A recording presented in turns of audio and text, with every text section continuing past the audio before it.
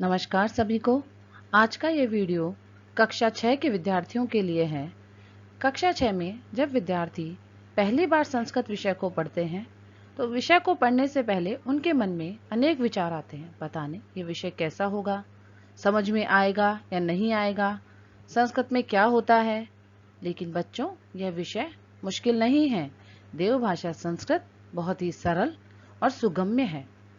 संस्कृत को समझने के लिए उसके कुछ सामान्य ज्ञान की जानकारी आवश्यक है।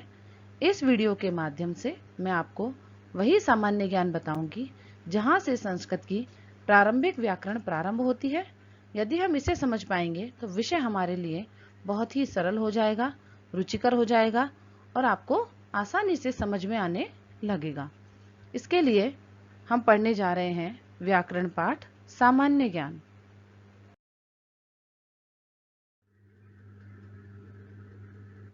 संस्कृत भाषा विश्व की सबसे प्राचीन भाषा है। इसे देवभाषा या देववाणी भी कहते हैं। संस्कृत भाषा में लिंग, वचन, पुरुष, विभक्ति का ज्ञान होना आवश्यक है। देखिए, प्रत्येक भाषा की एक व्याकरण होती है। उस व्याकरण के कुछ सामान्य नियम होते हैं जिसे हम बेसिक नॉलेज या बेसिक रूल्स कहते हैं। यदि हम उन्हें जान जाते हैं तो भाषा हमारे लिए आसान हो जाती है। इसी प्रकार संस्कृत भाषा का भी जो सामान्य व्याकरण है वो लिंग, वचन, पुरुष और विभक्ति पर आधारित है। इन्हीं के बारे में इस वीडियो में हम बात करेंगे और एक एक को जानेंगे। उसके बाद हम संस्कृत भाषा को अच्छे से समझने लगेंगे। लिंग। संस्कृत भाषा में 3 लिंग होते हैं। प्रथम, पुरलिंग, जो शब्द पुरुष जाति का बोध कराते हैं, जैसे लड़का, कुत्ता, घोड़ा, आदमी, ऊंट आदि। अर्थात वे शब्द जिनसे पुरुष जाति का बोध हो उसे हम पुरलिंग कहते हैं। स्त्रीलिंग, जो शब्द स्त्री जाति का बोध कराते हैं, जैसे लकड़ी, कुतिया, घोड़ी, औरत, ऊंटनी आदि। अर्थात जिन शब्दों को पढ़ने से स्त्री जाति का बोध हो वह स्त्रीलिंग कहलाते हैं। नपुंसकलिंग, जो शब्द न पुरुष जाति का ही न स्त्री जाति का ही बोध कराते हैं वे नपुंसक लिंग कहलाते हैं, जैसे कुर्सी, टेबल, फल, पत्रम।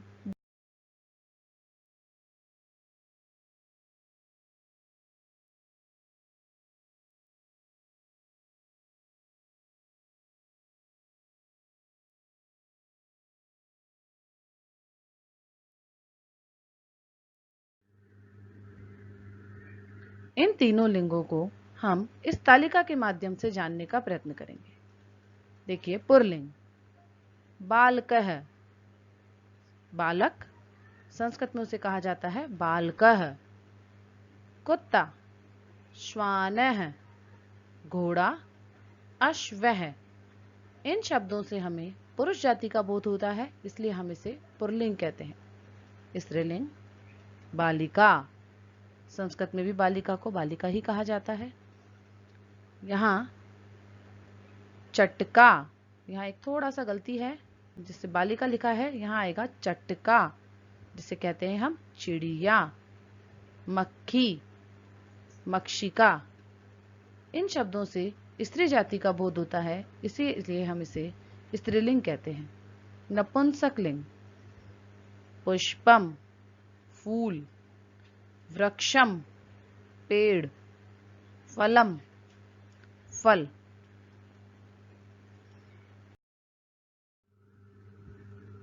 वचन। संस्कृत में 3 वचन होते हैं। एक वचन, संख्या में एक होने का बोध कराने के लिए एक वचन का प्रयोग किया जाता है, जैसे पुस्तक, लड़का, बच्चा, विद्यालय, आम, पेड़ आदि। अर्थात जब किसी भी संज्ञा, व्यक्ति या वस्तु, संज्ञा का तात्पर्य कोई भी व्यक्ति या वस्तु, उसका एक होने का बोध कराया जाता है। अर्थात वो जब हमारे सामने एक संख्या में होती है या हम किसी को बताते हैं कि वह एक है तो हम उस समय एक वचन का प्रयोग करते हैं। द्विवचन, यदि कोई संज्ञा 2 की संख्या में है, अर्थात कोई व्यक्ति या वस्तु जिसकी हम गणना कर रहे हैं वो हमारे सामने 2 संख्या में है, तो वह हमें द्विवचन का बोध कराती है, जैसे 2 लड़के, दो बच्चे, दो आम, दो पेड़ आदि। बहुवचन, दो से अधिक होने पर संख्या बहुवचन कहलाती है, जैसे लड़के, बच्चे, पक्षीगण, गायें, घोड़े आदि। अर्थात जब हम किसी भी वस्तु या व्यक्ति का बोध करा रहे हैं और वह दो से अधिक है तो उसकी गणना हम बहुवचन में करते हैं। हिंदी में द्विवचन का प्रयोग नहीं किया जाता। हिंदी में एक वचन और बहुवचन दो ही वचन होते हैं।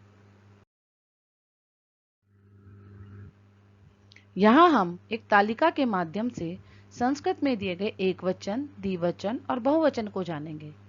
एक वचन अश्व है, घोड़ा।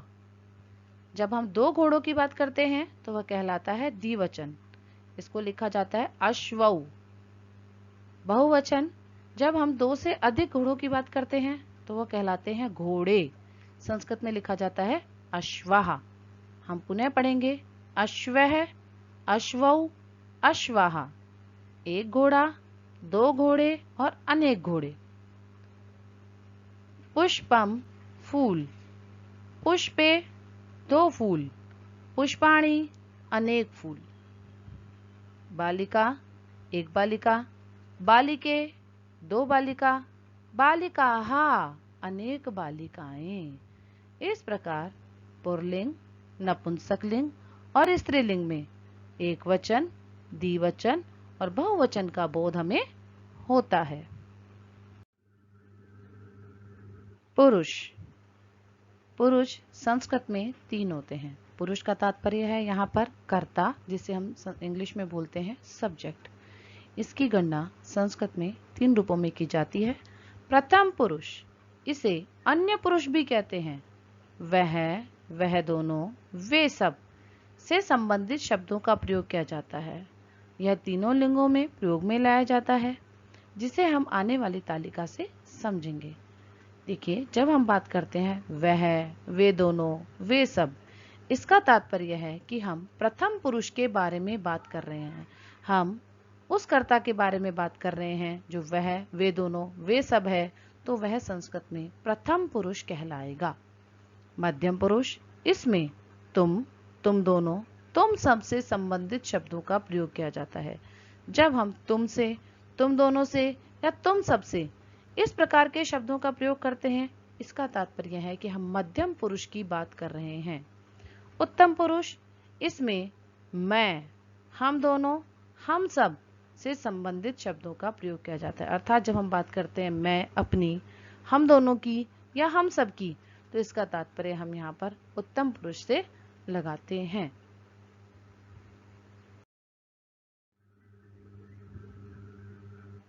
निम्न तालिका को समझने के लिए हम इसे ऐसे याद रख सकते हैं: मैं उत्तम, तुम मध्यम, बाकी अन्य या प्रथम पुरुष। अर्थात यदि हमें जानना है कि उत्तम पुरुष कौन सा है तो हम कह सकते हैं मैं उत्तम हूं, तुम मध्यम हो और अन्य सभी मेरी नजर में प्रथम पुरुष हैं या अन्य पुरुष हैं। देखिए, इसे हम इस प्रकार भी जानते हैं: पुरुष और वचन, एक वचन, द्विवचन और बहुवचन। इस प्रकार एक तालिका हमने बनाई है। यहाँ पर हमने लिखा है पुल्लिंग, स्त्रीलिंग, नपुंसकलिंग, मध्यम पुरुष और उत्तम पुरुष। ठीक है, और यहाँ प्रथम पुरुष। इस प्रकार हम एक तालिका बना रहे हैं जिसको हम आपको समझाने का प्रयास करते हैं। पुल्लिंग, पुल्लिंग में स है। जब हम प्रथम पुरुष की बात करते हैं पुल्लिंग में तो हम कहते हैं स है, यानी वह। हम यहाँ बात कर रहे हैं पुल्लिंग की। जब हम कहते हैं तौ तो हम कहते हैं वह दोनों। हम बोलते हैं ते तो हम कहते हैं वे सब। देखिए, इस तालिका में हम जानते हैं कि प्रथम पुरुष है और वह पुल्लिंग में है।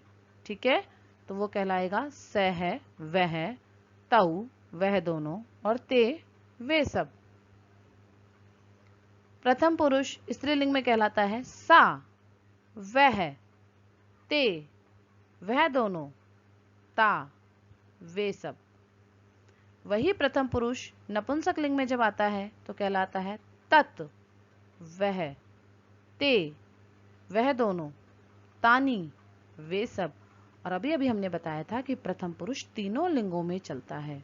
तो पुल्लिंग में इसके रूप इस प्रकार चलते हैं: स्त्रीलिंग में द्वितीय तालिका में दिए गए हैं वैसे चलते हैं, और इस नपुंसक लिंग में इसके रूप तत् के समान चलते हैं। मध्यम पुरुष, यह स्त्रीलिंग पुल्लिंग नपुंसक लिंग में नहीं होता, इसके एक ही रूप चलते हैं। त्वम, तुम, युवाम, तुम दोनों, यूयम, तुम सब। उत्तम पुरुष, अहम, मैं, आवाम, हम दोनों, वयम, हम सब। तो यहाँ इस तालिका में हमने देखा कि प्रथम पुरुष के अंदर पुल्लिंग, स्त्रीलिंग और नपुंसक लिंग 3 रूप चलते हैं। मध्यम पुरुष में एक ही रूप होता है और उत्तम पुरुष में भी एक ही रूप होता है।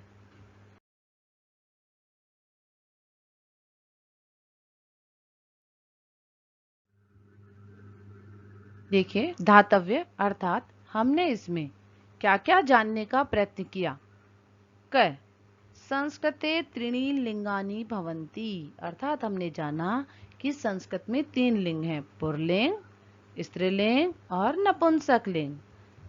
ख, संस्कृते त्रयः पुरुषा भवन्ति, संस्कृत में 3 पुरुष होते हैं, प्रथम पुरुष, मध्यम पुरुष और उत्तम पुरुष।